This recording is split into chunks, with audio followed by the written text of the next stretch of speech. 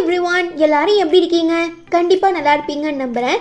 இன்னிலேருந்து நாம் ரொம்பவே டிஃப்ரெண்ட்டான, அதே நேரம் செம்ம க்யூட்டான ஒரு சைனீஸ் ட்ராமா தான் பார்க்க போகிறோம். அதுக்கு முன்னே இன்னும் நம்ம சேனலுக்கு சப்ஸ்கிரைப் பண்ணாதவங்க சப்ஸ்கிரைப் பண்ணிக்கோங்க. ஓகே, இப்போ நாம் இன்னைக்கான எபிசோட்குள்ளே போகலாம்.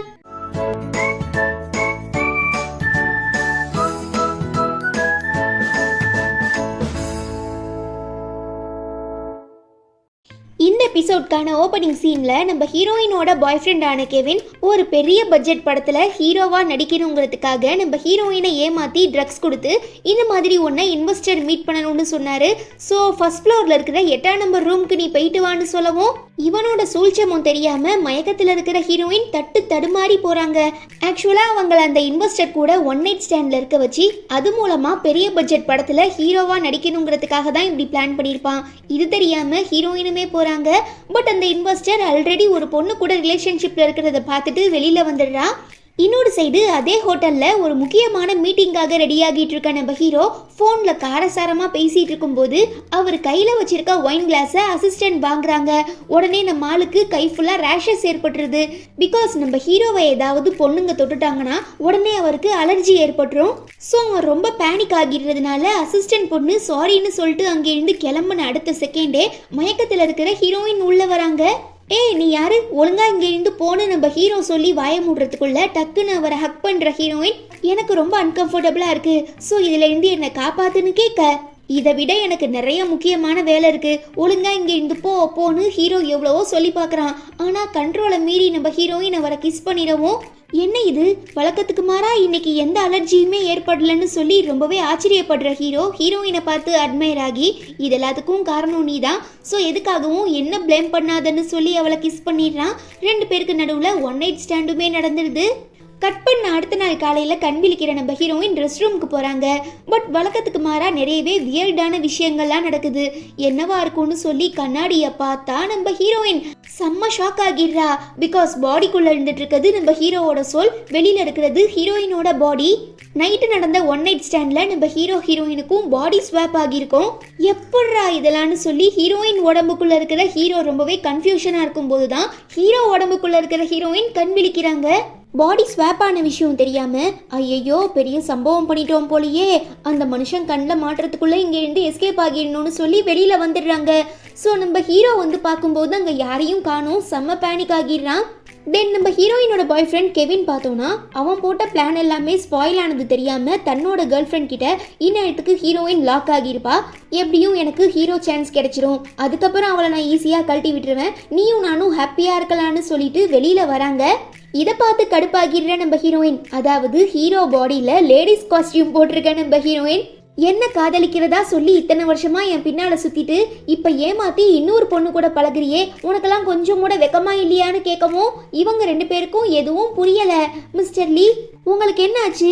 ஏன் இப்படி பொண்ணு மாதிரி பேசுறீங்க, பொண்ணு மாதிரி ட்ரெஸ் போட்டிருக்கீங்கன்னு இவ கேட்க, பொண்ணுங்க மாதிரி தானே ட்ரெஸ் பண்ணுவாங்க, நான் என்ன வியர்டா ஏதாவது பண்ணிட்டேனான்னு திரும்பி பார்த்தா அவங்க பாடி பையன் மாதிரியே இருக்கு. என்ன பண்றதுன்னு தெரியாம தவிச்சிடுறாங்க. அப்ப நம்ம ஹீரோ கால் பண்ணி நம்ம 2 பேருக்கும் பாடி ஸ்வாப் ஆயிடுச்சு, தயவு செஞ்சு திரும்ப அந்த ரூமுக்கு வா, எதுவா இருந்தாலும் பேசிப்போன்னு சொல்லவும் ஆத்தாடி ரொம்ப டிலே பண்ணிட்டோம் போலன்னு பதறி அடிச்சுக்கிட்டு ஹீரோயின் ஓடுறா.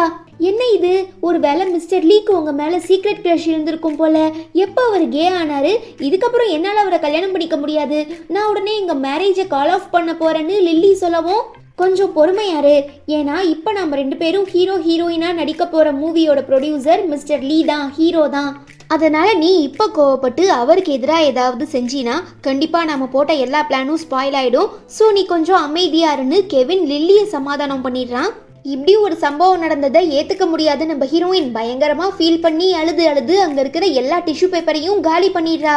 ஓகே, இதை விட்டால் நம்ம 2 பேருக்கும் வேறு வழி இல்லை, நம்ம ஒன் நைட் ஸ்டாண்டில் இருந்ததுனால தானே பாடி ஸ்வாப் ஆச்சு, ஸோ திரும்ப ட்ரை பண்ணி பார்ப்போம், கண்டிப்பாக இதில் இருந்து தப்பிக்க அது ஒன்று தான் வழின்னு சொல்லிட்டு ஹீரோ பக்கத்தில் வரவும் என்னால் முடியாது, நேற்று நைட் நடந்தது ஆக்சிடென்ட், இன்னொரு தடவை நான் தெரிஞ்சே இந்த தப்பை பண்ண மாட்டேன், அதனால் வேற ஏதாவது வழி இருந்தால் பாருங்கன்னு ஹீரோயின் சொல்ல, நான் இப்போ இருக்கிற ப்ரெஷரில் என்னால் வேற எதை பற்றியும் யோசிக்க முடியாது, பிகாஸ் இன்னைக்கு ஈவினிங் ஒரு முக்கியமான மீட்டிங் இருக்குது, ஸோ நம்ம அப்புறம் பார்த்துக்கலான்னு ஹீரோ சொல்லவும் ஆமாம் எனக்குமே ஒரு முக்கியமான ஷூட்டிங் இருக்குது, என்னதான் நான் பெரிய ஆக்ட்ரஸாக இல்லைனாலும் இந்த ஒரு சின்ன சான்ஸுக்காக நான் ரொம்பவே மெனக்கேட்டிருக்கேன், அதனால கண்டிப்பா என்னால இந்த வாய்ப்பை மிஸ் பண்ணிட முடியாதுன்னு ஹீரோயின் சொல்றாங்க. அப்போ வேற வழி இல்ல, நாம 2 பேரும் ஒருத்தரை இன்னொருத்தர் புரிஞ்சுக்கிட்டு உதவி பண்ணி ஆகணும். ஏன்னா நம்ம பாடி ஸ்வாப் ஆன விஷயம் வெளியில தெரிய வந்துச்சுன்னா கண்டிப்பா ரொம்ப பெரிய ப்ராப்ளம் ஆகிரும். அதனால நான் உன்னோட ஷூட்டிங்க்கு போறேன், நீ என்னோட மீட்டிங்க்கு போன்னு ஹீரோ சொல்ல, உங்களுக்கு நடிக்க தெரியுமான்னு ஹீரோயின் கேட்க, நான் எவ்வளோ பெரிய என்டர்டைன்மெண்ட் கம்பெனியோட சிஇஓ, நடிக்கிறதெல்லாம் எனக்கு சும்மா ஜுஜுப்பி. ஈவன் நான் நினச்சா ஒன்றை மெயின் கேரக்டராக வச்சு ஒரு மூவியே பண்ண முடியும்னு ஹீரோ ரொம்ப பேசுகிறான். ஓகே என்னால் முடிஞ்ச வரை நான் உங்களுக்கு ட்ரைனிங் கொடுக்குறேன்னு ஹீரோயின் ஹீல்ஸ் போட்டு நடக்க சொல்லித்தராங்க. ஆனால் ஹீரோயின் பாடிக்குள்ளே இருக்கிற நம்ம ஹீரோவால் முடியலை. என்னமோ பெரிய கம்பெனியோட சிஇஓ அது இதுன்னு சீன் போட்டிங்க, உங்களால் இது கூட பண்ண முடியலையான்னு ஹீரோயின் நக்கல் அடிக்கிறா. இங்க பாரு, நான் ரொம்பவே புத்திசாலித்தனமான திறமையான பிஸ்னஸ்மேன், அதுக்காக என்னால் இந்த ஹீல்ஸ் எல்லாம் போட்டு நடக்க முடியாதுன்னு ஹீரோ சொல்ல, அப்படின்னு பார்த்தா எனக்கும் தான் பிஸ்னஸ்லாம் ஹேண்டில் பண்ண வராது, அதுக்குன்னு உங்க பிஸ்னஸ் அப்படியே விட்டுட்டு ஓடிடுவான்னு ஹீரோயின் கேட்டு மிரட்டுறா. சரி புரியுது, இப்போ என்ன, உனக்காக நான் ஷூட்டிங்க்கு போகணும் அவ்வளோதானே, எங்க சொல்லி கொடுன்னு திரும்ப ஆரம்பிக்கிறாங்க. வழக்கம் போல ஹீரோ சொதப்பிடுறான். சரி கொஞ்ச நேரம் ரெஸ்ட் எடுப்போன்னு சொல்லி பேசிட்டு இருக்கும்போது ஹீரோக்கு கால் வருது. லேடிஸ் வாய்ஸ்ல பேசவும் என்னாச்சுன்னு பிஏ கேட்க, உடனே ஹீரோயின் கிட்ட போனை கொடுத்துடுறான். சார் சீக்கிரமா ஆஃபீஸ்க்கு வாங்க, நமக்கு ஒரு முக்கியமான மீட்டிங் இருக்குன்னு சொல்லவும், ஐயோ நல்லா மாட்டிக்கிட்டோன்னு சொல்லி ஹீரோயின் அழுகுறாங்க. அப்புறம் எப்படியோ சமாதானம் பண்ணி ஹீரோ அவங்கள ஆஃபீஸ்க்கு அனுப்பி வைக்கிறான். தென் அடுத்த நாள் காலையில எந்த ஒரு கவலையும் இல்லாம ஹீரோயின் நல்லா அசந்து தூங்குறத பார்த்து, இன்னைக்கு ஒரு முக்கியமான ப்ராஜெக்ட்ல சைன் பண்ணணும், சீக்கிரமா எழுந்திரின்னு ஹீரோ சொல்ல, நான் தான் ரொம்ப கஷ்டப்பட்டு ஒரு பெரிய பணக்கார சிஇஓ ஆயிட்டேன்ல, அப்புறம் எனக்கு 5 நிமிஷம் கூட தூங்க உரிமை இல்லையான்னு ஹீரோயின் கேட்கவும், சரி நீ தூங்கு, அப்ப நானுமே இன்னைக்கு ஷூட்டிங்க்கு லேட்டா போறேன்னு ஹீரோ சொல்ல, இப்ப என்ன உடனே கிளம்பி ஆஃபீஸ்க்கு போகணும் அவ்வளோதானே, இதோ 5 நிமிஷத்துல ரெடி ஆகுறேன்னு ஹீரோயின் சொன்னதுமே ஹீரோ போறான். பட் இன்னர் வேற திருப்பி போட்டிருக்கிறதுனால முதுகு வீங்கின மாதிரி இருக்கவும் பயங்கரமா கலாய்ச்சி ஹீரோயின் சிரிக்கிறாங்க. நான் என்ன இதை டெய்லியா போட்டுட்டு இருக்கேன், இன்னைக்கு தானே ஸ்டார்ட் பண்ணியிருக்கேன், ஸோ போக போக கேர்ஃபுல்லாக இருப்பேன்னு ஹீரோ சொல்லிட்டு குளிக்க போகவும், அடே தயவு செஞ்சு என்னோட பாடியை எதுவும் பண்ணிடாத ப்ளீஸ்டான்னு ஹீரோயின் கெஞ்சிட்டு கொஞ்ச நேரத்துக்கு அப்புறம் சொன்ன மாதிரி ஆஃபீஸ்க்கு போகிறாங்க. பட் ஹீரோ பாடிக்குள்ள ஒரு பொண்ணு இருக்கிறதுனால அவங்க மேனரிசம் டோட்டலாக மாறி போயிடுது. அங்கே இருக்கிற எல்லாருமே ரொம்ப வியர்டாக பார்க்குறாங்க. ஆனால் அப்போதான் ஹீரோயின் தனக்கு 6 பேக் இருக்கிறது, கையில் ஆர்ம்ஸு பைசப்லாம் இருக்கிறத பார்த்துட்டு, வாவ் ஹீரோ தன்னோட பாடியை செம்மையாக வச்சுருக்கானே, இந்த மாதிரி ஒரு உடம்பு கிடைக்க நான் ரொம்பவே கொடுத்து வச்சிருக்கணும்னு சொல்லி தன்னோட பாடியை அட்மையர் பண்ணிட்டு இருக்கும்போது லிஃப்ட் ஓப்பன் ஆகவும், நம்ம பாஸுக்கு என்னதான் ஆச்சு, ஏன் இப்படி வினோதமா நடந்துக்கிறாருன்னு எல்லாருமே ரொம்ப அதிர்ச்சியாகி வித்தியாசமா பார்க்கவும், சமாளிக்கிறதுக்காக பேண்ட் பாக்கெட்ல இருந்து மொபைல் எடுத்து, மிஸ்டர் ஜியாங் ஜஸ்ட் ஒரு 5 மினிட்ஸ்ல நான் அங்க வந்துருவேன்னு சொல்லி எஸ்கேப் ஆகி ஹீரோயின் ஓடிடுறா. இங்க லில்லியும் கெவினும் சேர்ந்து பண்றதெல்லாம் பண்ணிட்டு எதுவுமே நடக்காத மாதிரி இருக்கும்போது நம்ம ஹீரோயின் உடம்புக்குள்ள இருக்கிற ஹீரோ வரான். உனக்கு எவ்வளோ தைரியம்டா, நேற்று நைட்டு நீ இன்வெஸ்டர் கூட 1 நைட் ஸ்டாண்ட்ல இருந்திருப்பன்னு கேட்டு லில்லி அடிச்சிடுறா. தேவையில்லாத விஷயத்துல நீ இன்வால்வ் ஆகாதன்னு ஹீரோ சொல்ல, என்னையே எதிர்த்து பேசுறியா, இந்த மூவியோட ப்ரொடியூசர் என்னோட ஃபியான்சே மிஸ்டர் லின் தான், ஸோ நான் சொன்னா உடனே உன்னை டெர்மினேட் பண்ணிடுவாருன்னு மிரட்டவும், நான் எப்போ இவளை கல்யாணம் பண்ணிக்க ஒத்துக்கிட்டேன்னு மனசுக்குள்ள நினைக்கிற நம்ம ஹீரோ தேவையில்லாத விஷயத்த வாய்க்கு வந்தபடி பேசிட்டு இருக்காதுன்னு திட்டுறான். கோவப்பட்டு லில்லி அடிக்க கை ஓங்கவும் கெவின் ஸ்டாப் பண்ணி, உன் அழகான கையை இந்த மாதிரி ஒரு அசிங்கமான பொண்ணை அடிச்சு காயப்படுத்திடாத, இந்த கைகள் எப்பேற்பட்ட கைகள் தெரியுமான்னு பயங்கரமா ஃப்ளர்ட் பண்றத பார்த்துட்டு, ஓ இதானா மேட்ரு, அப்போ இதுங்க ரெண்டும் சேர்ந்து தான் நைட்டு பிளான் பண்ணி ஹீரோயினை என் ரூம்குள்ள அனுப்பி வச்சிருக்காங்க. பாவம் இது தெரியாம ஹீரோயின் மண்டையை பிச்சிட்டு இருக்காங்கிறத ஹீரோ புரிஞ்சுக்கிறான். அப்புறம் ஷூட்டிங் ஆரம்பிக்கிறாங்க. அந்த டிராமால ஹீரோயினை நடிக்கிற லில்லி தான் ஹஸ்பண்டை செடியூஸ் பண்ண அவங்க வீட்டு வேலைக்காரியான நம்ம ஹீரோயினை அடிக்கிற மாதிரி ஒரு சீனுங்கிறதுனால ரொம்பவே நேச்சுரலா இருக்கணும்னு டைரக்டர் சொல்ல, அப்போ அடி கொஞ்சம் பலமா இருந்தா பரவாயில்லையான்னு கேட்டு கிடைச்ச சான்ஸ்ல லில்லி ஹீரோயினை பலார்னு அறையவும் கீழே விழுந்து கிளாஸ் துண்டு கையில குத்திடுது. Wow what a good shot, ரொம்பவே நேச்சுரலா இருக்குன்னு சொல்லி இந்த டைரக்டர் பாராட்டவும் கடுப்பாகிடுற ஹீரோ உடனே ஹீரோயினுக்கு கால் பண்ணி, இப்போ நீ மட்டும் இங்க வரல அப்புறம் உன்னோட மூஞ்சி பிஞ்சு போயிரும்னு சொல்ல, என்னம்மா நீ ஷூட்டிங் அப்போ நடிக்கிறத தவிர மற்ற எல்லா வேலையும் பண்றேன்னு கேட்டு டைரக்டர் திட்ட ஆரம்பிச்சிடுறாரு.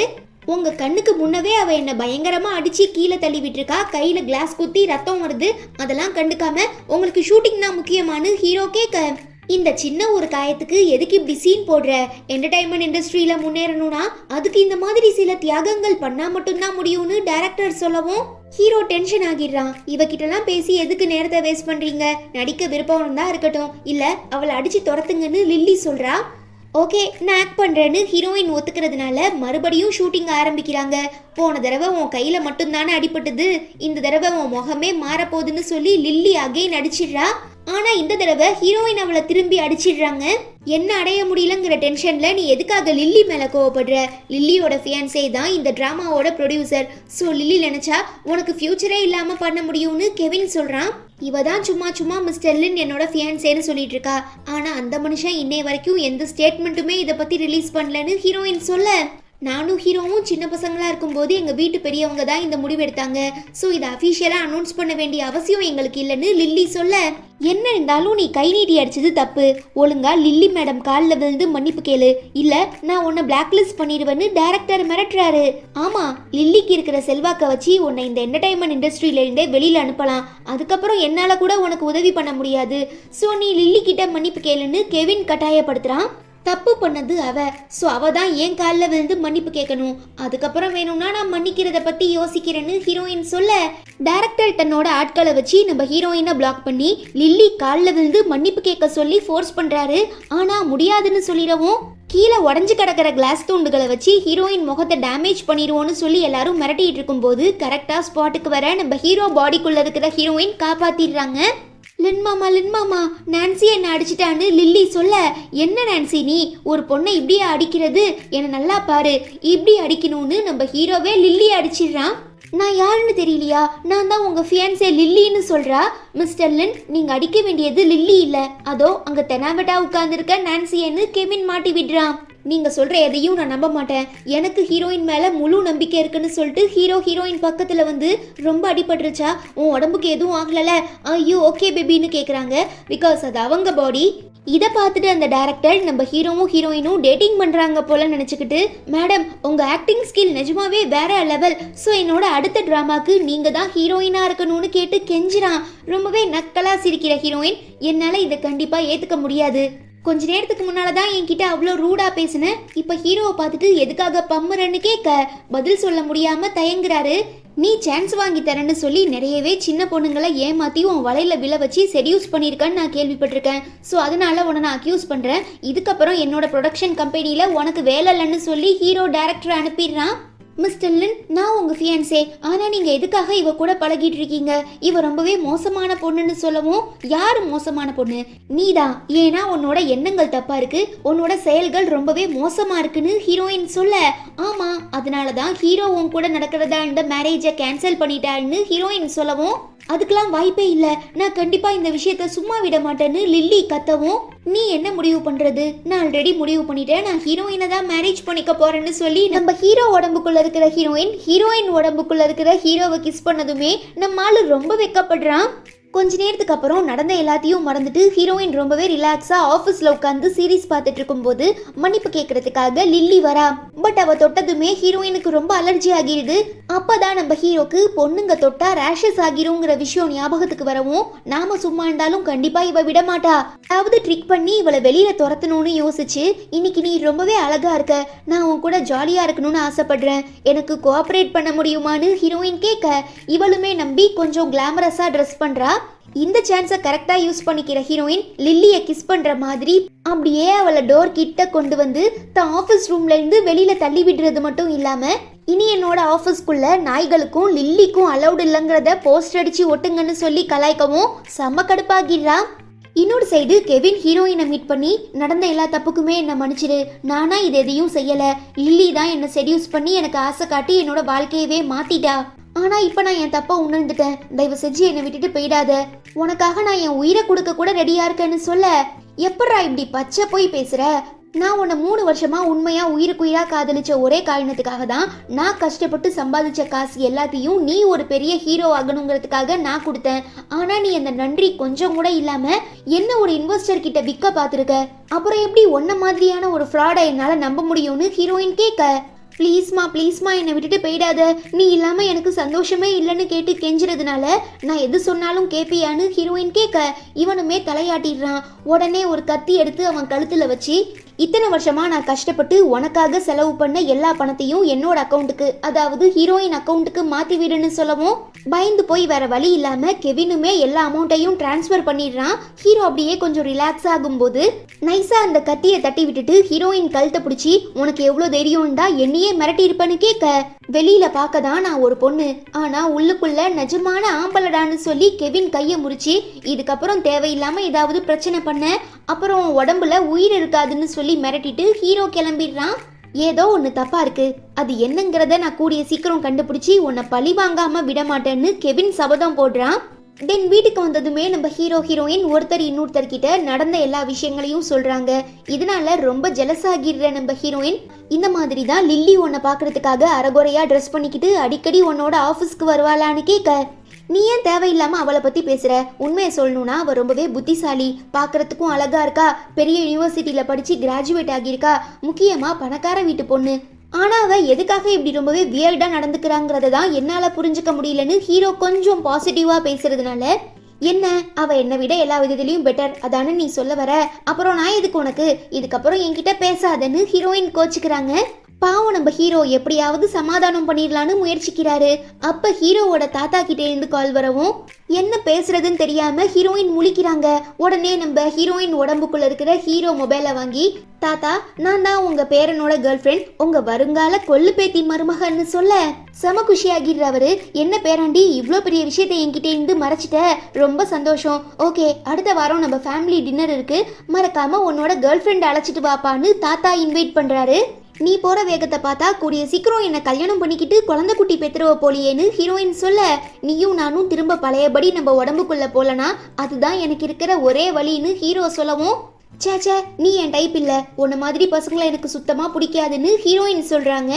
ஆமா எனக்குமே நிறைய ஹை ஸ்டாண்டர்டான எக்ஸ்பெக்டேஷன்ஸ் இருந்துச்சு, அதுக்கு ஃபிட் ஆகுற பொண்ணு நீ இல்லைன்னு ஹீரோ சொல்லி டேமேஜ் பண்ணிடுறான். அவ்வளோதான், நம்ம ஹீரோயினோட ஈகோவை டச் பண்ணிடுறதுனால செம்ம கடுப்பாகி தேஞ்சு போன ரெக்கார்ட் மாதிரி லொடலொடன்னு பேச ஆரம்பிச்சிடுறாங்க. ஹீரோவால கேட்க முடியல, அதே நேரம் சிவியரா வயிற்று வலிக்க ஆரம்பிச்சிடுது. உனக்கு ஏதாவது உடம்பு சரியில்லையா, எனக்கு ஏன் திடீர்னு வயிற்று வலிக்குதுன்னு கேட்டுக்கிட்டே நம்ம ஹீரோ ரெஸ்ட் ரூம்குள்ள போயிடுறான். என்னங்கிறத தெரிஞ்சுக்கிறதுக்காக உள்ள வர நம்ம ஹீரோயினுக்கு அப்பதான் ஒரு விஷயம் ஞாபகம் வருது.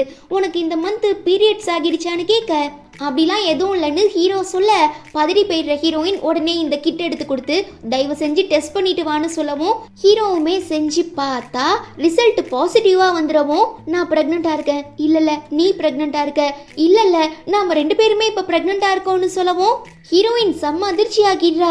எல்லாம் போச்சு, நான் எவ்வளோ பெரிய ஆக்ட்ரஸ் ஆகணும்னு கனவு கண்டுட்டு இருந்தேன், இப்போ நான் குழந்தை பெற்றுக்கிட்டா கண்டிப்பாக என்னால் ஃப்யூச்சரில் சாதிக்கவே முடியாதுன்னு அழுவ ஆரம்பிச்சிடுறாங்க.